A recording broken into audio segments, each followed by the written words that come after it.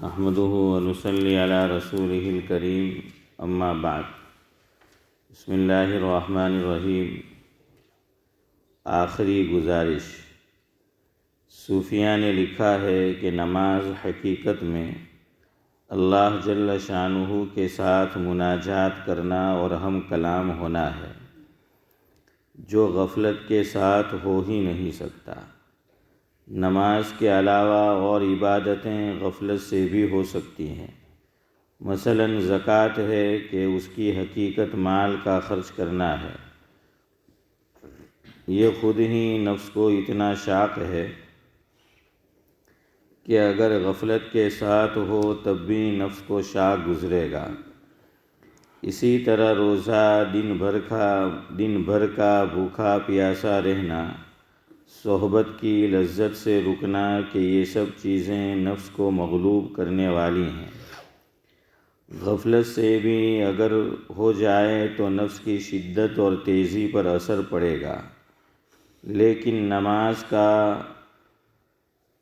نماز کی بات دوسری ہے کہ اس میں ذکر ہے، قرأت قرآن ہے۔ یہ چیزیں اگر غفلت کی حالت میں ہو تو مناجات یا کلام نہیں ہے، ایسی ہی ہیں جیسے کہ بخار کی حالت میں ہذیان ہوتی ہے کہ جو چیز دل میں ہوتی ہے وہ زبان پر ایسے اوقات میں جاری ہو جاتی ہے، نہ اس میں کوئی مشقت ہوتی ہے نہ کوئی نفع۔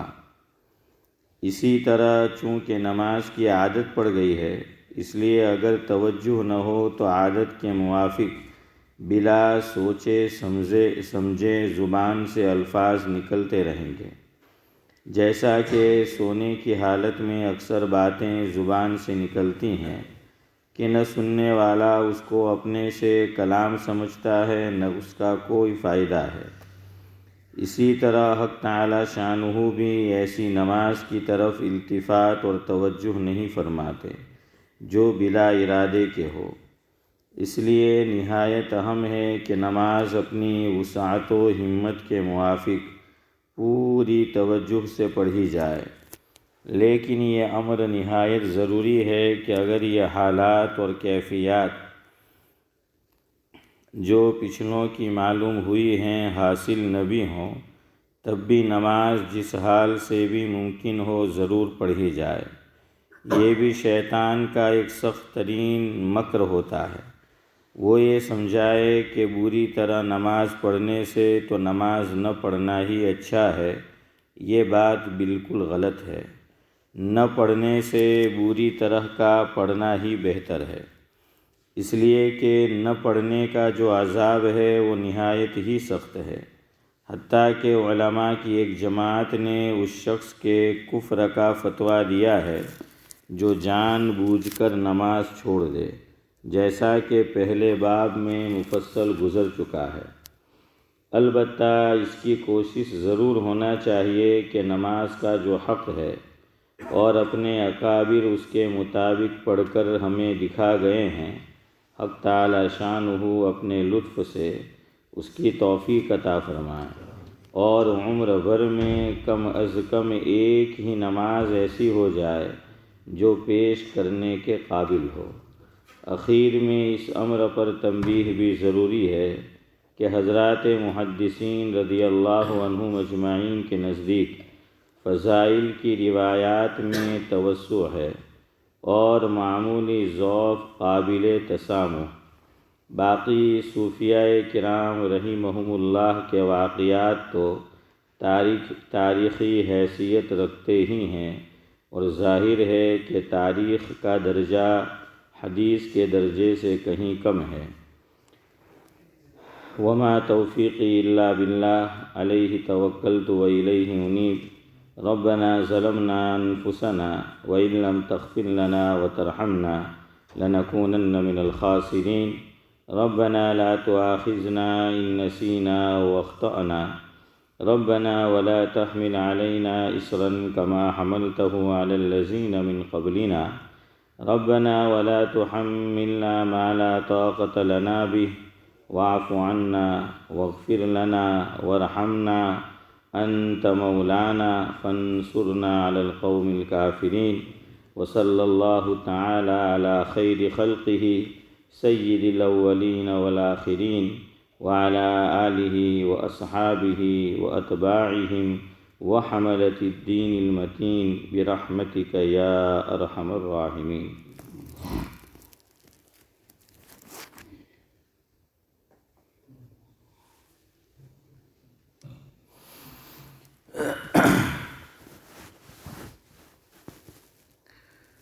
بزرگان محترم، جو موضوع کل چل رہا تھا اسی کو آگے بڑھانا ہے۔ نماز کے تعلق سے شاعر مشرق نے بڑی اچھی بات کہی ہے۔ انہوں نے جو بات کہی ہے نماز کے تعلق سے، اس کے علاوہ بھی انہوں نے ایک بڑی بات کہی ہے اور جو حقیقت پر مبنی ہے۔ وہ کہتے ہیں میرے اشعار اے اقبال کیوں نہ ہو پیارے مجھ کو، میرے اشعار اے اقبال کیوں نہ ہو پیارے مجھ کو، میرے ٹوٹے ہوئے دل کے یہ درد انگیز نالے ہیں، میرے ٹوٹے ہوئے دل کے یہ درد انگیز نالے ہیں۔ میں نے اس پر کہا ہے اقبال کی روح یقیناً خوش ہوگی۔ تیرے اشعار اے اقبال کیوں نہ ہو پیارے ہم کو، تیرے اشعار اے اقبال کیوں نہ ہو پیارے ہم کو،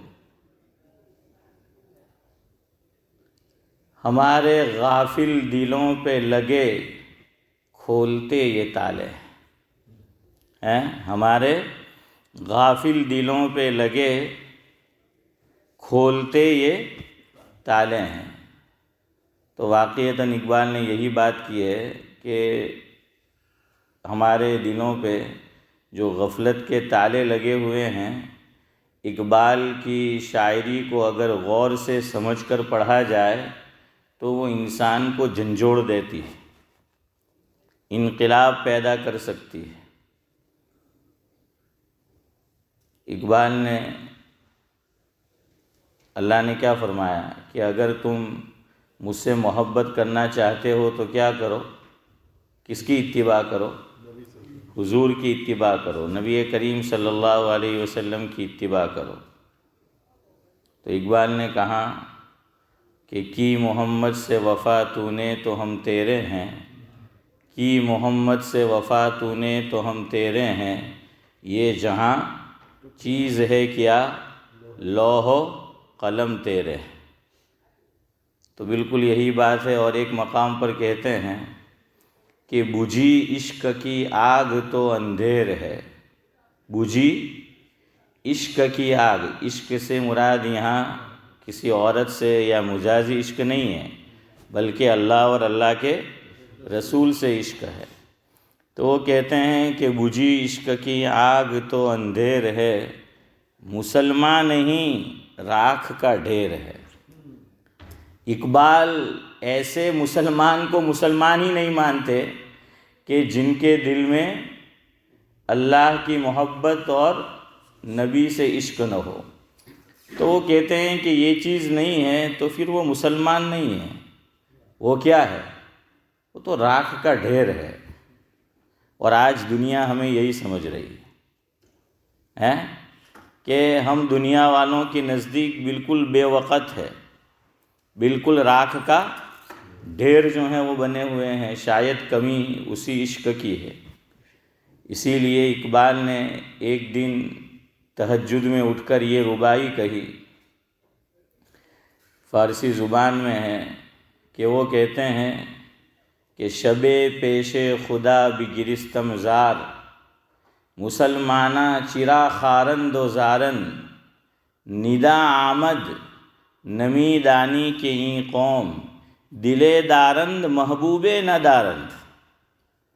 حنیف بھائی کیا کہا اقبال نے کہ ایک رات میں تہجد میں اٹھا اور بہت گڑ گڑایا اللہ تعالیٰ کے سامنے، بہت رویا، اور میں نے اللہ سے التجا کی کہ اللہ یہ مسلمان آج دنیا میں ذلیل و خوار کیوں ہے؟ اقبال نے ایک اور موقع پر سعد اللہ صاحب کہا ہے کہ درس قرآن اگر زمانے نے نہ بھلایا ہوتا، درس قرآن اگر زمانے نے نہ بھلایا ہوتا، یہ زمانہ زمانے نے نہ دکھایا ہوتا۔ کتنی بڑی بات کہی ہے کہ درس قرآن گر زمانے نے نہ بھلایا ہوتا، یہ زمانہ نہ زمانے نے دکھایا ہوتا۔ تو وہ کہتے ہیں کہ ایک رات میں تہجد میں اٹھا اور بہت رویا۔ اور دیکھیے اقبال صرف 5 وقت کی فرض نماز ہی نہیں، تہجد بھی پابندی سے پڑھا کرتے تھے۔ میں اور آپ تو گھر میں ہیٹر ہے، آج بوائلر ہے، گرم پانی میسر ہے، پھر بھی ٹھنڈی میں شکایت کرتے ہیں کہ یار کیسے فجر میں وضو کرے، کیسے نماز پڑھے، بہت ٹھنڈ لگتی ہے، پانی دیکھیے کیسا ہوتا ہے۔ اور حسن بھائی، اقبال تو اس دور میں یہاں انگریزی تعلیم حاصل کرنے آئے ہیں، دنیاوی فنون، جبکہ یہ سینٹرل ہیٹنگ بھی موجود نہیں تھی۔ اور اقبال کہتے ہیں کہ کڑاکے کی ٹھنڈی پڑتی تھی، تو اس میں نے برطانیہ کے اندر فرض نماز تو کیا، تہجد بھی کبھی نہیں چھوڑا۔ اقبال جیسا آدمی کہہ رہا ہے کہ میں نے تہجد بھی نہیں چھوڑا ہے۔ اقبال کی والدہ بڑی نیک تھی، اور ماں اولاد کا پہلا مدرسہ ہوتا ہے۔ ماں اگر نیک ہوتی ہے تو پھر اولاد کے اندر بھی وہ چیز آتی ہے۔ اسی لیے اکبر الہ آبادی نے کہا ہے، اصل چیز ماں کا دودھ ہے۔ ماں بچے کو دودھ پلاتی ہے اور ایمان والی ہوتی ہے تو دودھ نہیں جا رہا ہوتا، ایمان کا نور بھی جا رہا ہوتا ہے، اس کی نیکی کا نور بھی سرایت کر رہا ہوتا ہے۔ لیکن آج کل کی عورتیں، ان کو اپنا اسٹیٹس باقی رکھنا ہے، ان کو اپنی خوبصورتی جو ہے وہ دکھانی ہے، باقی رکھنی ہے، تو اس لیے وہ معیوب سمجھتی ہیں، دودھ نہیں پلاتی یا چند دن پلاتی ہے کہ پھر اس کی وجہ سے ہماری جو باڈی ہے، ہماری جو خوبصورتی ہے اس پہ اثر پڑے گا۔ بھائی خوبصورتی کس کو دکھانا چاہتی ہے؟ کہ جاب پہ جائیں گے تو پھر وہ چیز باقی نہیں رہے گی۔ پھر بچے جو ہیں ویسے ہی ہوتے ہیں اور پھر ماں باپ روتے ہیں۔ یہ کسی عالم نے کہی بات نہیں ہے، اکبر الہ آبادی نے کہا ہے کہ جو اپنے دور میں سپریم کورٹ کے جج تھے، تو اکبر نے یہی بات کہی کہ طفل سے آئے کیا ماں باپ، طفل سے بو آئے کیا ماں باپ کے اطوار کی، طفل سے بو آئے کیا ماں باپ کے اطوار کی، یعنی ماں باپ پر بچہ کیسے جائے گا؟ ماں باپ گرچہ نیک ہیں، بچہ کیسے نیک بنے گا؟ کہا کہ ماں نے دودھ ہی نہیں پلایا اپنا، تو پھر کیسے اس کے اندر نیکی آئے گی؟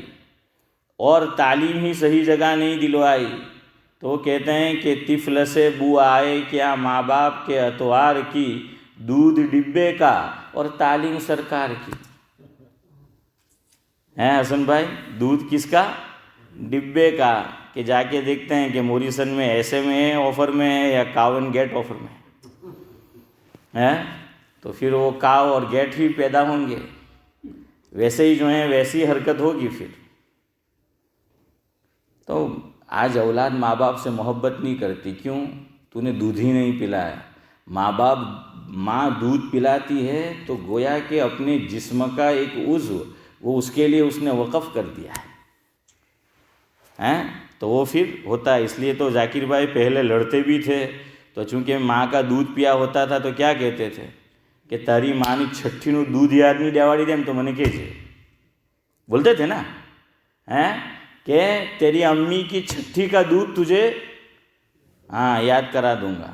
اور ہمارے امام ابو حنیفہ تو کہتے ہیں کہ 2 سال نہیں 2.5 سال پلانا ہے، گرچہ فتویٰ اس پر نہیں ہے۔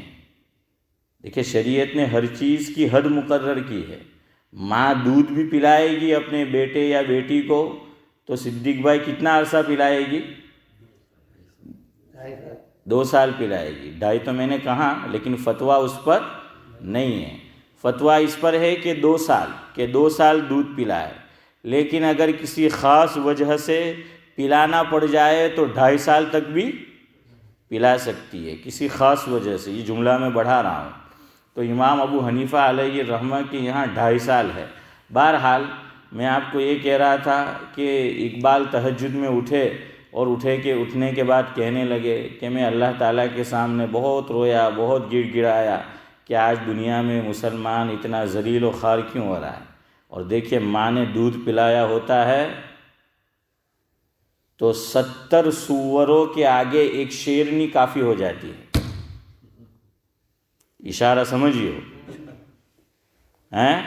ہاں، کچھ دیکھا بھی کرو، کچھ سمجھا بھی کرو، اور میرے پاس پوری زبان نہ کھلوایا کرو. اشاروں کی زبان بھی کہتے ہیں کہ بھائی عقل مند کے لیے اشارہ. ہاں ماشاء اللہ، آپ نے خود بول دیا ہے، تو پھر تو کافی وافی شافی سب ہونا چاہیے. تو ایک شیرنی جو ہے 70 سوروں پہ بھاری پڑ جاتی ہے. وہ ماں کا دودھ اثر کرتا ہے. میں سوچ رہا تھا اس کا نام کیا ہے اور سرنیم کیا ہے، تو اخیر میں دیکھا کہ خان ہے. تو میں نے کہا بالکل پٹھان ہے. ہاں، تو خان ہی ہوتا ہے. بہرحال تو کہتے کہ اللہ تعالیٰ کی طرف سے میرے دل میں یہ بات ڈالی گئی، مجھے یہ بتایا گیا کہ اقبال تم جو سوال کر رہے ہو کہ مسلمان آج دنیا میں ذلیل و خوار اور بے وقت کیوں ہے، تو ہم تمہیں اس کا جواب دیتے ہیں کہ ندا آمد نمی دانی کے این قوم دلے دارن محبوب ندارن، کہ ان کے پاس دل تو موجود ہے لیکن دل میں ہماری محبت نہیں ہے، عشق نہیں ہے. اللہ نے فرمایا کہ میرا اور میرے محبوب کا عشق نہیں ہے. تو اسی لیے اقبال نے کہا کہ بجھی عشق کی آگ تو اندھیر ہیں، مسلمان نہیں راکھ کا ڈھیر ہے. تو نماز کا کیسا نقشہ انہوں نے کھینچا ہے. نماز کی اہمیت جو ہے وہ بتائی ہے کہ آ گیا عین لڑائی میں اگر وقت نماز. کہاں آ گیا؟ لڑائی میں، جنگ ہے اسلام اور کفر کی، وہاں آ گیا. میں اور آپ تو معمولی جاب کی وجہ سے نماز چھوڑ دیتے ہیں، شاپ کی وجہ سے چھوڑ دیتے ہیں، شادی کی وجہ سے چھوڑ دیتے ہیں، سفر کی وجہ سے جو ہے چھوڑ دیتے ہیں. میں بھی اس میں شامل ہوں، اللہ ہماری حفاظت فرمائے. لیکن قرآن نے بھی یہ کہا کہ نماز، یہ قرآن میں آیت آئی ہے کہ حالت جنگ میں جبکہ اسلام اور کفر کا مقابلہ ہو رہی ہے، نماز معاف نہیں ہے. اس حالت میں بھی نماز معاف نہیں ہے. تو اسی کو اقبال نے یوں بیان کیا کہ آ گیا عین لڑائی میں اگر وقت نماز، قبلہ رو ہو کے زمیں بوس ہوئی قوم حجاز، ایک ہی صف میں کھڑے ہو گئے محمود و ایاز، نہ کوئی بندہ رہا نہ کوئی بندہ نواز. یہ تو بہت مشہور مصرع ہے. اور آگے کہتے ہیں صاحب و بندہ غنی و محتاج ایک ہوئے، تیری سرکار میں پہنچے تو سبھی ایک ہوئے. یا کہہ لیجئے کہ تیرے دربار میں پہنچے تو سبھی ایک ہوئے. لیکن یہ اقبال کہہ رہا ہے کہ ایک ہوئے. نماز میں یہ نہیں دیکھیں گے میرے پڑوس میں کون ہے، لیکن ہم تو دیکھتے ہیں نورانی بھائی، آتے ہیں تو دونوں طرف دیکھتے ہیں کہ ایک طرف سعد اللہ ہے اور اس کے بعد کھڑا ہو سکتا ہوں، دوسری طرف جو ہے حافظ امتیاز ہے اس کی طرف، تو امتیاز سے محبت ہے تو بلا امتیاز کھڑے ہو جائیں گے. اور سعد اللہ سے بنتی نہیں تو اپنی تو نماز میں بھی نہیں بنتی. پھر اقبال نے تو کہا کہ سب نماز میں ایک ہوئے، لیکن حسن بھائی ہم ایک نہیں ہوتے، ہم اس کے بازو میں نہیں کھڑے رہتے. حالانکہ صف ایک طرف زیادہ بنی ہوئی ہے، دوسری طرف کم ہے، تو بھائی کم ہے اس طرف کھڑے رہو، لیکن بندہ نہیں کھڑا رہتا. اور کبھی بھولے سے رکوع میں ہو تو اندازہ نہیں ہوتا ذاکر بھائی، بھاگتا ہوا آتا ہے اور کھڑا ہو گیا، تھوڑی دیر بعد احساس ہوا کہ یہ تو جانی دشمن ہے. ہاں جیسے ہی فرش پہ گئے بھائی عرش تو پتہ چلا کہ یہ تو جانی دشمن ہے، تو جیسے ہی سلام پھیرتا ہے عبدالسلام تو یہ اتنا بھاگتا ہے ایسے جیسے پیچھے کوئی شیر بھاگا ہو، ہے نورانی بھائی؟ تو ایسی جو ہے ہماری تو حالت ہو گئی ہے، تو پھر انقلاب کہاں آئے گا؟ تبدیلی جو ہے وہ کہاں آئے گی؟ وہ نہیں آئے گی۔ ہم تو اپنی مسجد کا ماحول نہیں بدل سکتے تو معاشرے اور سماج کا کیسے بدلیں گے؟ نہیں مانتے۔ جس نمازی کو جو کرنا ہے کریں گے، بیٹھنا ہے بیٹھیں گے، کہ تم چاہے جتنے چلاؤ۔ تو اپنے تو مسجد کا ماحول نہیں بدل سکتے تو سماج اور سوسائٹی کا کیا بدلیں گے؟ اور خود ہی بدلنے نہیں چاہتے تو پھر اللہ بھی ان کو نہیں بدل سکتا ہے۔ نہیں بدل سکتا نہیں بدلتا، بدل سکتا نہیں بدلتا، کہ خود ہی جو ہے وہ نہیں بدلتا۔ پھر کہتے ہیں کہ مول صاحب આટલા વર્ષથી આપણે ત્યાં ઇમામતમાં છે તો કે મોલ સાહેબે કર્યું હું, મેં કે કંઈ નહીં, તને જ નહીં સુધારી શક્યા તો બીજાને હું સુધારવાના? હે મસ્જિદનો જ માહોલ મોલ સાહેબ નહીં સુધારી શક્યા તો બહારનો કાં સુધારવાના? بہرحال تو نماز سے چلتے ہیں، شروع تکبیر سے ہم کرتے ہیں۔ تکبیر کل آپ کو بتا رہا تھا بہت امپورٹنٹ ہے، امام کے لیے بھی ایک مسئلہ اور مقتدی کے لیے بھی۔ پہلی تکبیر کا نام ہے حنیف بھائی تکبیر تحریمہ، کہ اس سے جو ہیں جو چیزیں نماز سے پہلے حلال تھی وہ کیا ہو جائے گی؟ حرام ہو جائے گی۔ تو تکبیر 3 جگہ پر تکبیر کہنا فرض ہے، یاد رکھو 3 جگہ تکبیر کہنا فرض ہے۔ فرض کا معنی یہ ہے کہ اگر ہم نے چھوڑ دیا تو وہ کام مکمل نہیں ہوا، بلکہ ہوا ہی نہیں۔ مکمل کیا ہوگا؟ بلکہ وہ کام ہوا ہی نہیں اگر ہم نے چھوڑ دیا۔ نمبر 1، نماز جو ہم شروع کرتے ہیں تو پہلی ہی چیز تکبیر تحریمہ، یہ سب کو اتنی آواز سے کہنا ہے کہ اپنے کان میں آواز پہنچے۔ یہ سب کو اتنا کہنا ہے، کتنا زور سے؟ کہ اپنے کان میں۔ میری طرف دیکھو اب، کہ امام صاحب نے کہا اللہ اکبر اور ہم نے کیا کہا؟ میرا ہونٹ ہلے، میری طرف دیکھو۔ تو بعض مرتبہ لوگ ایسا کرتے ہیں، وہ عادت پڑ گئی، کچھ بولتے نہیں۔ شوافے تو کچھ بھی بولتے ہیں کیونکہ ان کو امام کے پیچھے کچھ نہ کچھ پڑھنا ہے، اور اپنی تو آٹومیٹک کار ہے، ہاں یہ آٹومیٹک ہے۔ یا پھر وہ گھڑی جو پہلے چابی والی ہوتی تھی، چابی دے دی تو 2 دن یا 2 ہفتے 2 مہینے وہ چلتی رہتی تھی۔ تو اپنی تو آٹومیٹک ہے، کچھ بولنا ہی نہیں ہے، تو چپ چاپ ہونٹ بھی نہیں ہلتے، نماز ہی نہیں ہوگی۔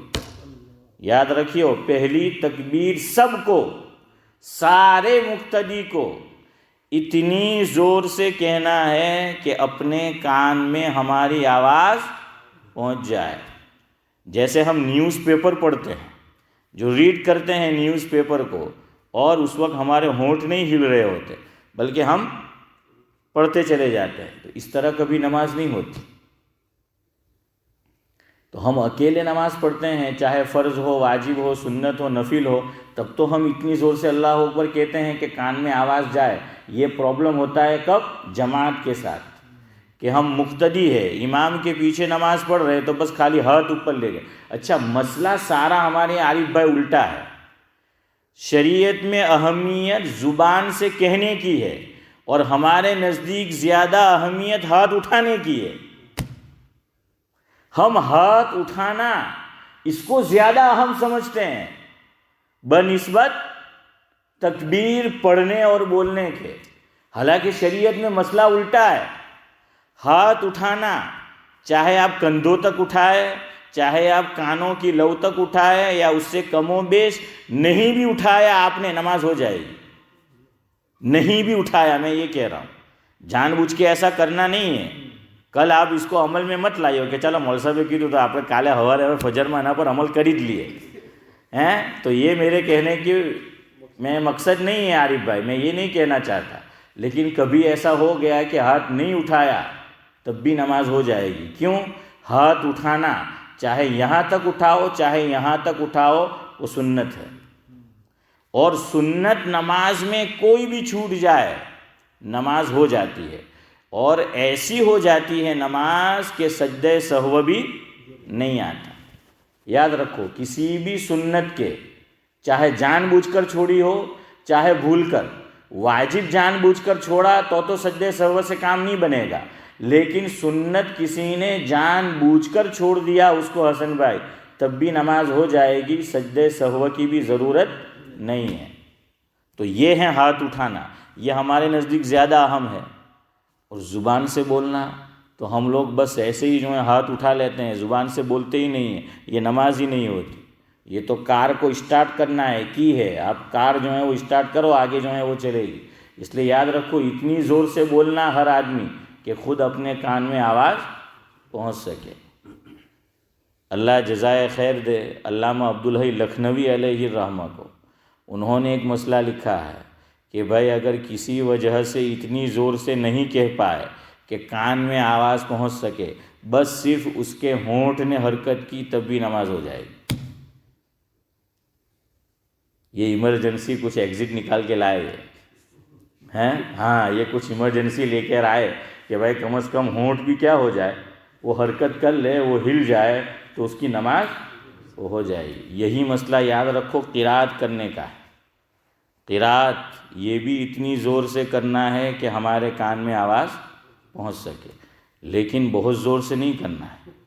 سنت نفل لوگ پڑھ رہے ہو تو بعض لوگ بہت زور زور سے پڑھتے ہیں، ہے نا، ہمارے حافظ عبدالرحیم کو کہنا پڑتا ہے بار بار کہ وہ بھی ذرا زور سے جو ہے پڑھتے، اتنی زور سے نہیں پڑھنا ہے کہ لوگوں کی نماز میں کیا واقع ہو خلل۔ آج میں عشاء بعد پیچھے مڑ کے دیکھا کوئی بہت زور زور سے قرآن پڑھ رہا تھا، پتہ نہیں کون تھا، تو میں نے تو کوئی عرب جیسا دیکھا کہ وہ لمبے پاؤں کر کے بیٹھا تھا، قرآن یہ کرے، قبلے کی طرف پاؤں ہے اور قرآن جو ہے رکھا ہوا ہے اور اللہ کے گھر میں بیٹھا۔ میں نے کہا خود بھی بگڑا ہے، ہم کو بھی بگاڑے گا، خود تو بگڑا ہی ہے، ہم لوگوں کو بھی، ہماری قوم کو بھی جو ہے وہ بگاڑے گا۔ تو بھائی اتنی زور سے نہیں پڑھنا ہے۔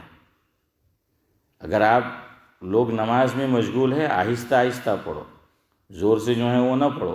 حدیث میں دونوں آیا ہے کہ قرآن زور سے کب پڑھنا ہے، آہستہ کب پڑھنا ہے، حضور نے بتلایا ہے کہ دونوں طریقے سے پڑھنا جو ہے وہ مروی ہے۔ تو قرات بھی جو ہے اتنی کرو کہ ہمارے ہونٹ حرکت کرے یا کم از کم ہمارے کان میں اس کی آواز ہو جائے، نمبر 1۔ نمبر 2، تکبیر کہنے میں جلدی مت کرو۔ امام کی تکبیر سے پہلے مقتدی نے تکبیر کہہ دی، اس کی نماز نہیں ہوگی، نمبر 1۔ نمبر 2، امام کی تکبیر سے پہلے مقتدی نے تکبیر ذاکر بھائی نہیں کہی، امام نے اللہ اکبر کہا لیکن امام نے اس کو کھینچا، اس لیے ہر امام کو چاہیے کہ تکبیر تحریمہ کو نہ کھینچے۔ بعض امام کیا کرتے ہیں، اللہ اکبر اتنا لمبا کھینچتے ہیں پہلی تکبیر۔ فقہا نے صراحتاً منع لکھا ہے کہ مقتدیوں کی نماز کو تو کھا جائے گا۔ ایسے جذباتی بھی تو ہوتے ہیں اس میں کہ وہ میں اللہ کروں تو اس سے یہ بھی شروع ہو جائیں گے، یہ اتنی دیر تھوڑی رکیں گے، کچھ لوگ ایسے بھی ہوتے ہیں۔ تو اس لیے یاد رکھو کہ ایک تو امام نے غلط کیا، لیکن امام نے تو غلط کیا ہی، اگر مقتدی نے اللہ اکبر کہا، امام کے اللہ اکبر ختم ہونے سے پہلے مقتدی نے ختم کر دیا، نماز نہیں ہوئی۔ اس لیے فقہا نے لکھا کہ بھائی انتظار کرو، امام اللہ اکبر کہہ چکے بعد میں ہی اللہ اکبر کہو، تاکہ کسی قسم کا نماز میں شک و شبہ نہ رہے۔ اور اگر تمہارا امام کوئی بھی ہو تکبیر تحریمہ کو کھینچتا ہو، محبت سے جا کر اس کو سمجھاؤ کہ بھائی آپ کو اس طریقے سے نہیں کہنا ہے۔ اس لیے یاد رکھو تکبیر تحریمہ اس طرح کہیں گے، اللہ اکبر، کھینچا میں نے؟ یہ نہیں کھینچا ہے، تو اس تکبیر کو نہیں کھینچنا ہے۔ ہاں رکوع میں جانے کی تکبیر، سجدے میں جانے کی تکبیر، اس کو کھینچو۔ حرمین شریفین کے امام اس کو بھی نہیں کھینچتے، اور بعض ہمارے عجمی بھی عربی بن جاتے ہیں، تراویح پڑھاتے ہیں، نماز پڑھاتے ہیں، دیکھنا آپ اللہ اکبر رکوع میں بھی وہ نہیں کھینچتے۔ لیکن ہمارے فقہا نے لکھا ہے کہ نہیں، اور جگہ اللہ اکبر کو کھینچنا ہے۔ کتنا کہ ایک رکن سے ہم دوسرے رکن میں جا رہے ہیں تو جہاں سے ہم نے پوزیشن بدلی وہاں سے اس کو کھینچ کے لے جانا ہے، کہاں تک؟ جب ہم وہ دوسرے رکن میں پہنچ جائے۔ حرمین شریفین کے ائمہ کو دیکھنا آپ، وہ نہیں کھینچتے، وہ کہیں گے اللہ اکبر، ان کی تکبیر تحریمہ اور تکبیر انتقالیہ عبدالسلام بھائی ایک ہی طرح ہوتی ہے، اور ہمارے کچھ لوگ وہ دیکھا دیکھی ان کو وہ کرتے ہیں۔ سلام میں بھی ہمارے بعض لوگ دیکھا دیکھی کرتے ہیں، نماز پڑھانے والے۔ حرمین شریفین کے بعض ائمہ السلام علیکم ورحمۃ اللہ، السلام علیکم ورحمۃ اللہ، دیکھا ہے نا ابھی؟ کرتے یا نہیں کرتے؟ یا میں ایسے ہی کہہ رہا ہوں؟ کچھ تو بولو یار، میں وہی بیٹھا ہوں جو کل تھا، ہیں اس طرح مجھے دیکھ رہے ہو؟ ذاکر بھائی کچھ انگلی اٹھا رہے، کچھ پوچھنا ہے؟ نہیں۔ تو بہرحال ہیں صدیق بھائی، تو اس لیے یہ چیز ہے، بہت اہم پوائنٹ ہے یہ، جس کی طرف توجہ نہیں جا رہی۔ ایک اہم پوائنٹ، رکوع میں جب امام ہوتا ہے اس وقت بھی ہم سمجھتے ہیں کہ ہم نے رکعت پا لی، حالانکہ نماز ہی نہیں پائی۔ میری طرف دیکھیں آپ، امام رکوع میں ہے تو ایک کام تو ہم غلط یہ کریں گے کہ دوڑتے ہوئے آئیں گے۔ باہر سے بھاگتے ہوئے آئے کوئی حرج نہیں ہے کہ گاڑی ہم نے پارک کی، نماز کھڑی ہو گئی ہوگی، ٹھیک ہے۔ مسجد کے اندر آ جاؤ، وہ بھاگنا نہیں ہے، اب آرام سے آؤ، ملے تو ٹھیک ہے، نہ ملے تو کوئی بات نہیں۔ حضرت ابوبکر صدیق نے ایک مرتبہ، حدیث میں آتا ہے، بڑی دلچسپ روایت ہے کہ عجیب کام کیا کہ دیکھا کہ امام صاحب رکوع میں ہے تو صدیق اکبر ایگزامپل وہ ڈور کے پاس سے داخل ہوئے مسجد میں، اور 3-4 صفحے تھی، ابھی تو کافی صفحے باقی ہے، وہیں سے رکوع کیا اور چلتے چلتے آئے ہیں رکوع میں۔ تو حضور کی خدمت میں مسئلہ پہنچا تو فرمایا کہ ابوبکر تم نیکی پہ بڑے حریص ہو، یہ اچھی بات ہے، لیکن آئندہ یہ کام مت کیجیے۔ اچھا ہوا، ورنہ آپ بدہ وہاں جاتے ہیں حافظ یوسف، اچھا ہوا حضور نے منع کیا، نہیں تو آپ بدہ وہاں جاتے تھا۔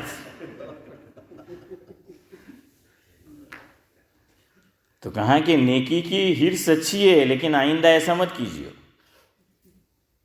تو اب ہم کیا کرتے ہیں؟ بھاگتے ہوئے آتے ہیں، تو بھاگتے ہوئے نہیں آنا ہے۔ دوسری بات کہ جب آئے اللہ اکبر کھڑے ہونے کی حالت میں کہنا ہے، یاد رکھو، ایک تو امام سے پہلے نہیں کہنا، نمبر 2 امام کے بعد بھی کہیں تو پہلے ختم نہیں کرنا، نمبر 3 کھڑے ہونے کی حالت میں اللہ اکبر کہنا ہے۔ بعض لوگ کیا کرتے ہیں، امام رکوع میں اللہ اکبر، کہاں جا کے پوری ہوتی ہے؟ بولو یار، رکوع میں صحیح کہہ رہا ہوں نا، رکوع میں جا کر پوری ہوتی، یہ نماز نہیں ہوئی۔ اس عمل سے بچنے اور بچانے کے لیے اسماعیل چچا فقہا نے مسئلہ لکھا ہے جو ہمیں معلوم نہیں، اس لیے ہماری نماز خراب ہو جاتی ہے۔ فقہا نے لکھا ہے کہ امام صاحب رکوع میں ہو صدیق بھائی، اور نمازی نماز میں شامل ہو تو 2 تکبیر کہے گا۔ میں بالکل صحیح کہہ رہا ہوں، کتنی کہے گا؟ 2 تکبیر، لیکن الگ الگ جگہ کہے گا۔ ایک تکبیر کھڑے کھڑے کہے گا جو تکبیر تحریمہ ہے، دوسری تکبیر کھڑے کہے گا تو میری طرف دیکھو، اللہ اکبر، یہ ہو گیا نا۔ اب پوزیشن بدلی، تو اب پوزیشن بدلنا ہے، دوسری تکبیر کہنی ہے۔ یہ دوسری تکبیر کس کے لیے ہے؟ رکوع کے لیے ہے۔ ایک مسئلہ یہ بھی یاد رکھو، رکوع کی جو تکبیر ہے وہ بھی مقتدی کو آہستہ آہستہ کہنی ہے، یہاں بھی آٹومیٹک ہیں۔ اپنے پہلی تکبیر تو بھائی امتیاز اللہ اکبر زور سے کہتے بھی ہے، لیکن باقی جتنی ساری تکبیریں تو سمجھتے کہ مول صاحب نے، امام صاحب نے پگار આપે તો આનો આપણે ہیں حسن ભાઈ કે આટલા પૈસા ઇમામ સાહેબને આપવા પછી બી આપણે અલ્લાહ અકબર બોલવાનું હોય તો પછી એનું કામ શું ہیں؟ تو یاد رکھو یہ سب چیزیں بتائی تاکہ ہماری نماز غلط نہ ہو جائے، عادت پڑ جائے ہمیں۔ تو ساری تکبیرات کہو لیکن آہستہ آہستہ کہو، سمجھ آیا؟ کتنی آہستہ وہ بھی جلدی بولو، صرف تمہارے کان سنیں۔ آپ کے کان سن رہے؟ ہاں تو اچھا ہے، ورنہ آپ اس میں بھی زور سے نہ شروع کر دو ہیں۔ اس میں حنفی شوافی سب ایک ہے، اس میں آپ کا کوئی اختلاف نہیں ہے ہمارے ساتھ، بس اتنی ہی آہستہ کہنا ہے وہ تکبیر۔ تو رکوع میں امام ہو 2 تکبیر کہنی ہے، ایک کھڑے کھڑے کہنی ہے اور ایک رکوع میں جب جائے تو 2 تکبیر کہیں گے، انشاءاللہ نماز خراب نہیں ہوگی۔ چلے فقہا نے ہمارے لیے ایک اور وسعت نکال دی، کہاں کہ کھڑے کھڑے تکبیر پوری نہیں کی، رکوع میں جاتے جاتے، لیکن پوری کر لی اس وقت جب کہ رکوع سے قریب نہیں، کھڑے ہونے کے قریب تھا۔ ایسا ہوتا ہے نا کہ ایک ہم رکوع میں نہیں گئے لیکن قریب کس سے ہیں؟ رکوع سے۔ جیسے بعض مرتبہ ہم سمجھ جاتے ہیں کہ ہم ابھی رکوع میں گئے نہیں، امام صاحب کہتے ہیں کہ سمیع اللہ لمن حمیدہ، تو ہم کیا سمجھتے ہیں کہ ہمیں رکعت نہیں ملی ہے نا، ایسا ہی ہے نا. تو یہ رکوع سے حالانکہ ہم قریب تھے لیکن رکوع میں نہیں تھے. اسی طرح ہماری پوزیشن وہ ہوتی ہے کہ ابھی ہم جھکے ہیں لیکن ہم قیام کی حالت میں تھے، اس سے قریب ہے بنسبت کس کے؟ ارے یار سمجھ رہے ہو نا میں سمجھا رہا ہوں فرق ہے حنیف بھائی؟ ہاں یہ ہے. تو فقہا نے کہا کہ چلو اب بھی تمہاری نماز ہو گئی. وہی ہونٹ والی بات، یہ وہی کیا ہے؟ ہونٹ والی بات. ایک مسئلہ اور پیش آتا ہے، بعض امام رکوع سے پورے اٹھ جاتے ہیں پھر سمیع اللہ لمن حمیدہ کہتے ہیں. اب وہ پیچھے سے مقتدی آیا، اب کافی صفحے ہیں، اس کو تھوڑی دکھے گا ہیں، ایک دو صفحے ہو تو امام کی پوزیشن دکھتی بھی ہے. اب وہ پیچھے ہیں اور بعض ائمہ کی عادت ہوتی ہے کہ پورے کھڑے ہو جائیں گے اور پھر بولتے ہیں سمیع اللہ لمن حمیدہ. تو یہ تو اوروں کی بھی نماز کا خراب ہونے کا خدشہ. اب وہ تو یہ سمجھا کہ بھائی میں نے رکوع کو پا لیا ہے، حالانکہ امام صاحب تو رکوع سے اٹھ گئے تھے. اب کیا مسئلہ؟ اللہ فقہا کو جزائے خیر دے، امام کو تنبیہ کی کہ بھائی ایسا مت کر آئندہ، اور مقتدی کو کہا کہ چل تیرے علم میں نہیں تھا، لا علمی میں تھا، تجھے کیا پتہ چلتا، تیری نماز ہو گئی ہے کہ چل تیری نماز کیا ہے؟ ہو گئی. وہ کہتے ہیں نا کہ ڈاؤٹ کیا بولتے ہیں؟ Benefit of doubt. جزاک اللہ. ہاں وہ ملا ہمیں ہیں. کرکٹ کے اندر آپ دیکھتے ہیں نا کہ کبھی رن آؤٹ کا موقع ہوتا ہے تو کچھ سمجھ نہیں آتا تھرڈ امپائر کو ٹی وی میں، تو وہ بینیفٹ آف ڈاؤٹ فیلڈر کو نہیں ملتا، کس کو ملتا ہے؟ تو یہاں بھی امام کو نہیں ملتا ہے، اسی کو بیٹسمین کو ملتا ہے. بیٹسمین کون ہے؟ وہی جو رکوع میں جا رہا ہے. تو بینیفٹ آف ڈاؤٹ کس کو دیا؟ داؤد بھائی کو دیا ہے ذاکر بھائی. تو بینیفٹ آف ڈاؤٹ اس کو دیا ہے. سمجھ آیا؟ یہ بڑے اہم مسئلے ہیں لیکن ہمیں پتہ ہی نہیں ہے. نہ امام صاحب کو بعض پتہ ہے، وہ پورے ماشاءاللہ پورے کھڑے ہو جاتے ہیں. میں نے کہا تو کھڑا ہوا قوم کو سلا دیا ہے. હવે ચોક્કસ કાલે બાજી જો ہے અમને ہے کہ ہمیں رکوع میں پہلا اٹھنا چاہیے. اشفاق بھائی یہ سمیع اللہ لمن حمیدہ جو ہے وہ کب کہہ رہے وہ دیکھیں گے.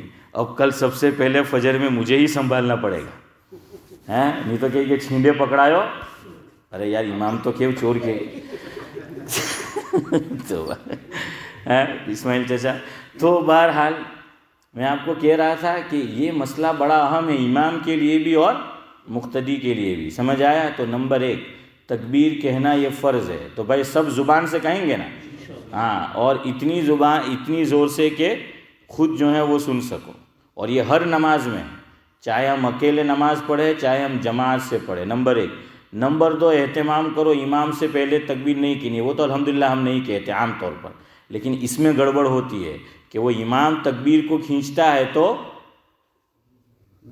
ہماری تکبیر جلدی ختم ہو جاتی ہے.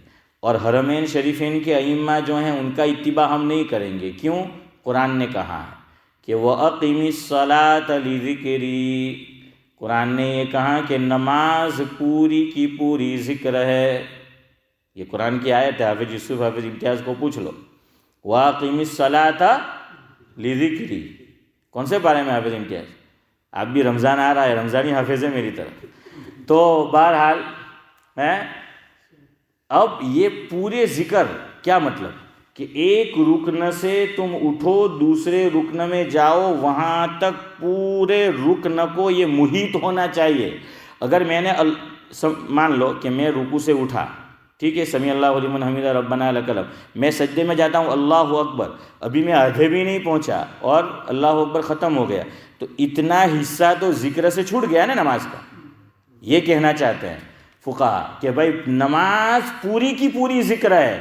تو مطلب یہ کہ کوئی حصہ بھی ذکر سے خالی نہیں ہونا چاہیے. اور آپ دیکھ لیں اللہ اکبر ذکر شروع ہو گیا نا، ثنا ہے، تعوذ ہے، تسمیہ ہے، سورہ فاتحہ ہے، آمین ہے اور سب ہے، پھر رکوع ہے. تو یہ پورا کا پورا جو ہے وہ ذکر ہے. اسی لیے کبھی مقتدی کی اتحیات پہلے ختم ہو جاتی ہے اور امام صاحب بعد میں.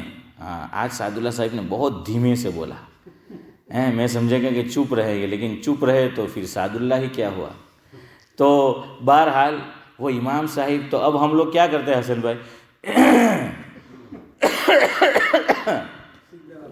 سگنل آپ ہے، عارف بھائی کہ سگنل آپ ہے، ہاں تو وہ شروع ہو جاتا ہے، تو وہ ختم ہو گیا. تو دیکھیے نماز ہماری ذکر سے رہ نہ جائے.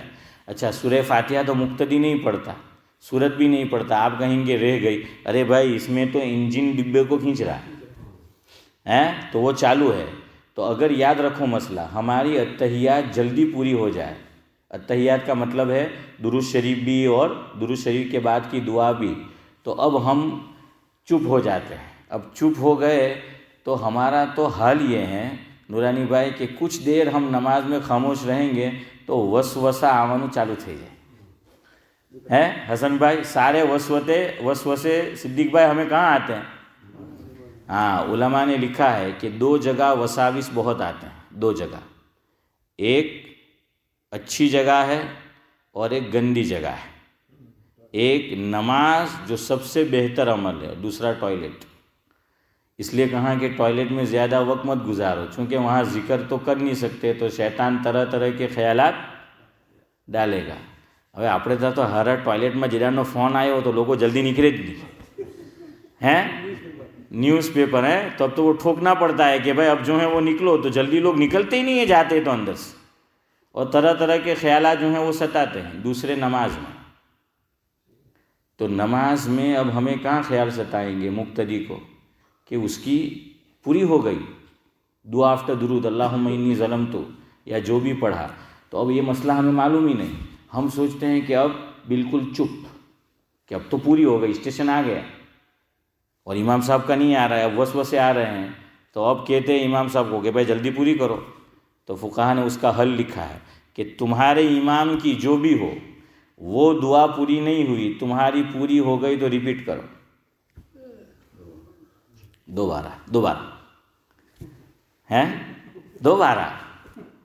तो जाकिर भाई दोबारा, हाँ दोबारा, जैसे शहर में कहते हैं ना कि इरशाद इरशाद दोबारा और कभी कहते हैं सहबारा.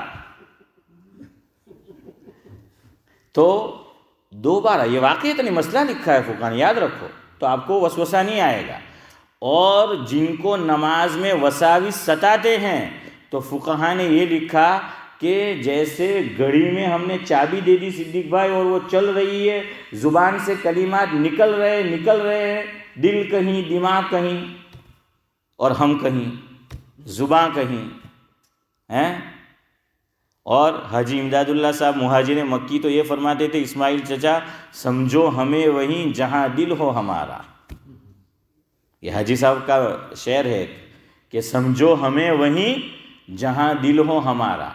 ये हज़रत ने कब फरमाया? किसी ने पूछा कि हम मक्का मदीना में रहे ये अफजल है या इंडिया में रहे ये अफजल है. हाजी साहब ने कहा कि मक्का मदीना में जाकर इंडिया याद आए तो फिर इंडिया में रहना अच्छा है कि इंडिया में रहकर मक्का और मदीना की याद सताए. मक्का मदीना चले गए और वहाँ इंडिया की याद सता रही है, तो वहाँ के तुम यहाँ हो दिल तो वहाँ है, तो समझो हमें वहीं जहाँ दिल हो हमारा तो इसलिए नमाज के अंदर अगर दिल नहीं लगा है तो फिर जो हम सोच रहे हैं वही है. तो दिल लगाने का एक अमल ये बताया कि जो लफ्ज़ मेरी और आपकी ज़ुबान से निकल रहे हैं उसको तकल्लुफ़ के साथ निकालो. एक होता है बिला तकल्लुफ़, एक होता है तकल्लुफ़. समझ रहे हैं ना, तकल्लुफ़ बिला तकल्लुफ़.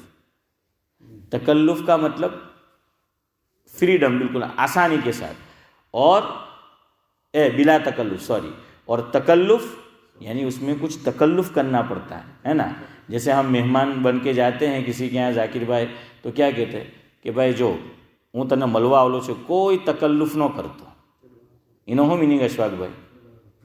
કે ભાઈ કંઈ બનાવતો નથી. તો હવે તો આપણે એવું કહેવું પડે કે ભાઈ તું મને કંઈ ન બનાવતો, પણ મેં અહીંયા આવેલો છે, તું મને હો ન બનાવતો. નહીં તો આજે તો લોકો આપણા હાથે બેસીને આપણું જ બનાવે. तो ये मैं आपको समझा रहा हूँ. तो तकल्लुफ़ से निकालो कि भाई सुबहानकल, तो वैसे ही हम पढ़ जाएंगे सना सुबहानकल्लाहुम्मा बिहम्दिका, तो ये बिला तकल्लुफ़ निकल रहा है. ज़रा तकल्लुफ़ से निकालो, पता चले कि सुबहानका के बाद क्या है, اللہم ہے، پھر کیا ہے وبحمدک ہے، پھر کیا ہے وتبارک اسمک ہے. تو اس کی وجہ سے دماغ اور خیالات ادھر ادھر بھٹکیں گے نہیں. کیوں؟ ہاں وہ یہ ہم اس کی طرف، تو اس کی طرف. دوسرا لکھا کہ اگر میننگ پتہ ہو تو بہت اچھا ہے، کہ جو لفظ میرے اور آپ کی زبان سے نکل رہا ہے تو میننگ پہ کیا دو، توجہ دو، دھیان دو، تو پھر ہمیں وسوسے نہیں آئیں گے. نماز میں وسوسے وہیں آتے ہیں. اچھا یہ تو جماعت سے ہو رہی ہے، نفل نماز کا بتا رہا ہوں آپ کو، سن لو. کبھی نفل میں سنت میں ہم پڑھ رہے ہیں پھر بھی وسوسے آتے ہیں، تو حضور سے یہ عمل ثابت ہے کہ حضور نے نماز کے اندر یوں تھوکا. ہاں صحیح کہہ رہا ہوں آپ. اعوذ باللہ من الشیطان الرجیم حضور نے نماز میں پڑھا اور تھوکا ہے. لیکن یہ مسئلہ میں نے آپ کو بتا تو دیا ڈرتے ڈرتے. اب میں ڈر رہا ہوں، اب تو اپنا تو پڑوس میں سنت پڑھ رہے ہوتے ہیں، مسئلہ دوسرے کو معلوم نہیں. اب وہ کھڑا ہے اور علی بھائی تاریخ تو مانے 12 بن گئی ہیں. تو આ તો મસલો બતાવ્યો ને ભાઈ મારા ગરદન પર તમે બંને લડે ને તે મારા લીધે પાછા તો इसलिए ભાઈ સોચ સમજ કે કર્યો કે મસલા પતાવો તો વરના वो સમજેગા કે આ તો મને જોઈને નમાઝમાં થૂક્યો. તબ બંને જરા બાંઠે અંદરમાં. समझ आया? हाँ तो बाकी ऐसा कर सकते हैं कि वो वसवसा कौन डालता है? शैतान डालता है. और शैतान किसके भागता है? लेफ्ट. हाँ लोग इतना भी ध्यान देते हैं देखिए کہ کہاں کہاں کہ میں نے رائٹ کیا ہے. چلو یار میں نے جو ہے وہ رانگ کیا، رائٹ کہاں کیا ہے؟ وہ تو میں تو ویسے ہی بتا رہا تھا، آپ سمجھ گئے ہوں گے.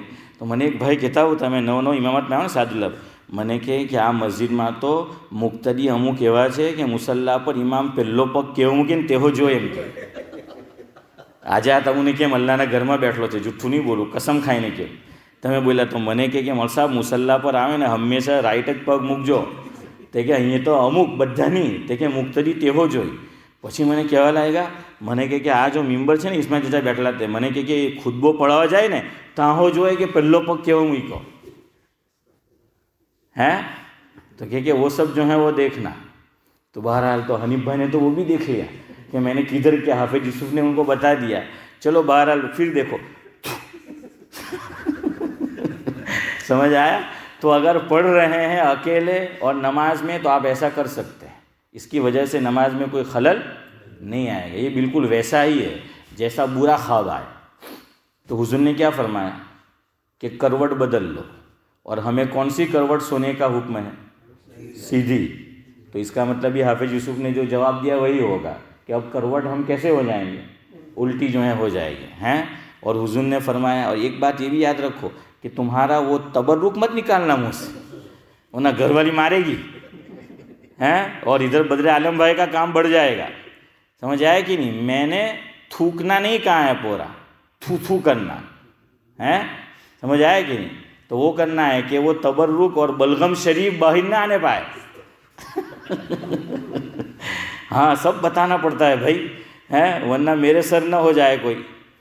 तो क्या करना है याद रखो, बुरे ख्वाब आए एक करवट बदलो और ये दुआ पढ़ो, औज़ु बिल्लाहि मिन शर्रि हाज़िहि रुया. क्या पढ़ना है? औज़ु बिल्लाहि मिन शर्रि. औज़ु बिल्लाह तो आप माना समझते हैं, मिन शर ये भी समझ गए बुराई. हाज़िहि रुया इस बुरे ख्वाब से, या अल्लाह मैं तेरी पनाह चाहता हूँ बुरे ख्वाब से. समझ आया? तो ये अब आप कहेंगे मिन शर्रि हाज़ी, याद ना आए तो चलो औज़ु बिल्लाह ही पढ़ लो, ये भी मास्टर की है, औज़ु बिल्लाहि मिनश शैतानिर रजीम. तो यही जो है वो पढ़ लो और थूक दो. समझ आया कि नहीं? उलमा ने इसकी मिसाल दी कि ये ऐसा हथौड़ा है उसके लिए कि कुत्ता भौंक रहा हो और पत्थर नीचे कोई ना हो, खाली आप यूं झुकेंगे तो कुत्ता क्या हो जाएगा? हाँ, और जो कुत्ता भौंके तो हमारे बड़े कह गए हैं कि गरजने वाले बरसते नहीं हैं और भौंकने वाले, हाँ माशाअल्लाह, तो भौंकने वाले काटते नहीं हैं. तो इसको भी इसी तरह भगाओ कि इसको भी यूं ये डंडा मारेंगे हथौड़ा औज़ु बिल्लाह का तो शैतान क्या हो जाएगा? वो बाहर जाएगा. आखिरी बात कहकर गुफ्तगू ख़त्म करता हूँ, वसवसे से परेशान मत हो. हज़रत थानवी को अल्लाह जज़ाए खैर दे, ये बात कहकर ख़त्म करता हूँ बात. उन्होंने हज़रत थानवी ने 2 बातें कही है. کہ ایک ہے وسوسے کا آنا اور دوسرا ہے وسوسے کا لانا. آنا اور لانا فرق ہے نا. کہ وسوسے کا آنے کا مطلب تو یہ کہ ہم لاتے نہیں ہیں، خود بخود کیا ہے وہ آئے. کہاں کہ پریشان مت ہو، اس سے نماز میں کوئی فرق نہیں آتا، ثواب میں بھی کوئی فرق نہیں آتا. یہ خشوع خضوع کے منافی بھی نہیں ہے، یہ بھی یاد رکھو. وسوسہ خود سے آئے یہ خشوع خضوع کے منافی نہیں ہے. وسوسے کا لانا برا ہے. اب لانا تو سمجھتے ہیں نا، ہاں کہ بھائی آدمی خود جو ہے وہ کھچڑی پکا رہا ہے تو کھچڑی نہ پکاؤ نہ کھچڑا پکاؤ، سمجھ آئے کہ نہیں. تو وسوسے کا لانا برا ہے. نمبر 2، حضرت تھانوی نے مثال دی. پہلے زمانے میں ہمارے یہاں وہ اچار جو بناتے تھے تو وہ ایک برنی ہوتی تھی. پہلے تو چنے دانے وغیرہ بھی حشیم بھائی کس میں ملتے تھے؟ وہ دکان میں برنی کے اندر وہ کھولا اور پڑے کو واری نے آپ ہی دیدو. تو پہلا تو چنا دانا پڑے کو وارتا ہوئے تو لوگوں نو پڑے کو وارے ہیں ذاکر بھائی، اشفاق بھائی. ہاں تو ہوئے تو تھے پڑے کو وارے. تو بہرحال حضرت تھانوی نے مثال کتنی اچھی دی لانا اور آنے کی. فرمایا کہ یہ وسوسے ہمیں معلوم ایسے ہوتے ہیں کہ ہمیں بہت پریشان کر رہے ہیں، ہمارے دل و دماغ میں ہیں، بالکل یہاں تک ہے ایسا محسوس ہوتا ہے کہ بالکل دل میں وسوسے دماغ پہ آ گئے ہیں. حضرت تھانوی نے کہا مثال ایسی ہے کہ برنی بھی کانچ کی ہو. 2 قسم کی اچار کی برنی ہوتی تھی. ایک خاص کلر کون سا ہوتا تھا؟ وہ بڑی یلو ہے نا، وائٹ ہے، تو وہ دکھتی نہیں تھی، وہ باہر سے کوئی چیز، وہ اندر وہ بھرتے تھے. ایک مربع بھی ہوتا تھا، اس کو لٹکا کے رکھتے تھے. جو بہت میٹھا ہو اس کو لٹکا کے ہی رکھنے کا، اس میں زہر زیادہ ہوتا ہے. جو بہت میٹھا ہو نا کیڑے جلدی پڑتے ہیں، تو اس لیے وہ اس کو لٹکا کے رہے نا ذاکر بھائی. અને બીજું હું એલું અંબોડિયું હું બોલતા અંબોડિયા ہاں تو وہ اس کو بھی جو ہے وہ رکھتے تھے. ایک برنی کانچ کی ہوتی تھی. تو کانچ کی برنی میں آپ نے دیکھا ہوگا اچار ہوتا تھا تو اس کو کھولنے کے بعد بند کیا تو وہ خوشبو وغیرہ جو بھی آتی تھی تو وہ مکھی آ کر بیٹھتی تھی. اب میری طرف دیکھو، یہ برنی ہے، کانچ ہے، دکھتا ہے، مکھی اس طرف ہے، میرے سامنے نہیں ہے، بلکہ جو ہاشم بھائی بیٹھے ہوئے بالکل سامنے تو وہ تو اس طرف ہے. اب میں یہاں سے دیکھوں گا سعد اللہ صاحب تو مجھے کیا نظر آئے گا کہ مکھی باہر ہے یا اندر ہے؟ اللہ کے واسطے سیدھا جواب دیجئے، کیا نظر آئے گا؟ ارے بولو، ابھی بھی نہیں بول. اندر ہے. ہاں اس لیے میں نے کہا یہ تو میری پوری مثال کی مت مار دیں گے، اس لیے بولنا پڑتا ہے نورانی بھائی. تو وہ کیا نظر آتا ہے کہ اندر ہے، حالانکہ وہ اندر نہیں ہوتی. کیسے پتہ چلے گا؟ یوں ہٹا کے دیکھو وہ بھگ جائے گی، یہ اندر نہیں ہے. فرمایا وسوسے بھی معلوم اندر ہوتے ہیں لیکن ہوتے باہر ہے. اور پھر بھی ایسا لگ رہا ہے کہ اندر ہے تو اعوذ باللہ من الشیطان الرجیم. سمجھ آ گیا؟ اب تو برابر کیا؟ سبحان اللہ و بحمدہ، سبحانک اللہم و بحمدک، نشہد ان لا الہ الا انت، نستغفرک و نتوب الیک.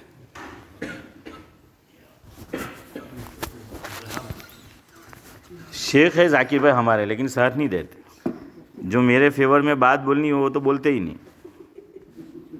کھانا باقی ہے.